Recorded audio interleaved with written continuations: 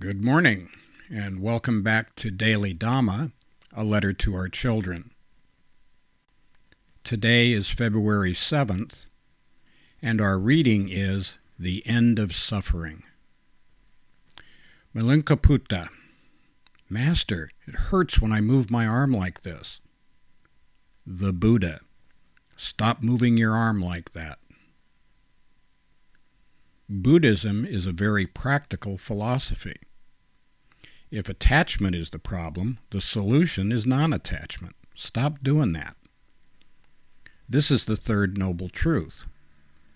Our suffering ceases when we let go and stop craving, clinging, and clamoring for things.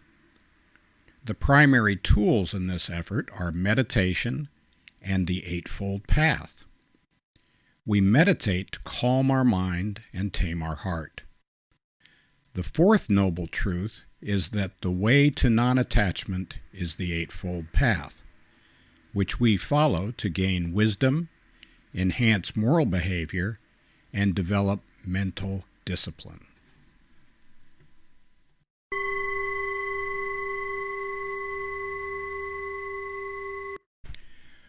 Milinkaputta was one of the Buddha's early acolytes, and he had a reputation in the Sangha, the group of monks, for being overly scholastic and punctilious and supercilious and maybe just silly in general. He was an overeducated shithead, I guess you might say, and his primary sin was extreme unctuousness. He was always very polite, but he was kind of off the beam a bit.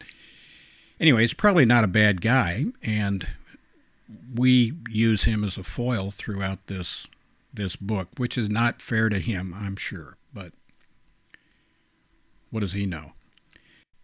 The point made repeatedly by the Buddha and also Ajahn Chah was that it's not what we know, it's what we do. That it's the practice of meditation, the Eightfold Path, and the precepts that's the important point, not whether we can cite chapter and verse. So there's that.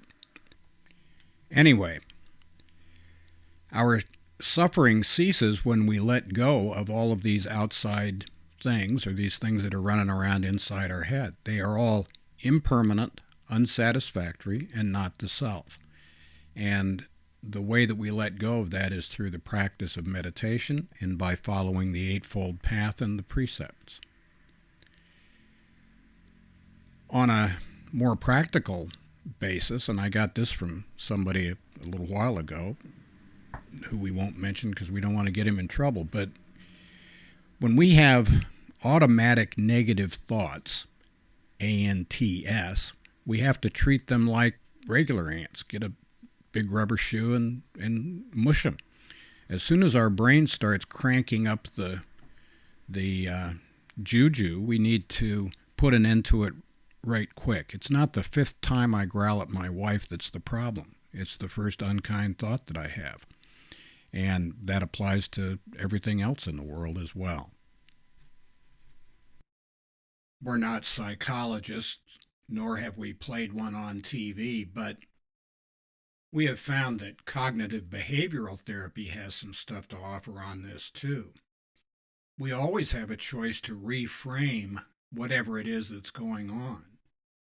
What's the good part about this? If we're only looking for the downside, we're surely going to find it.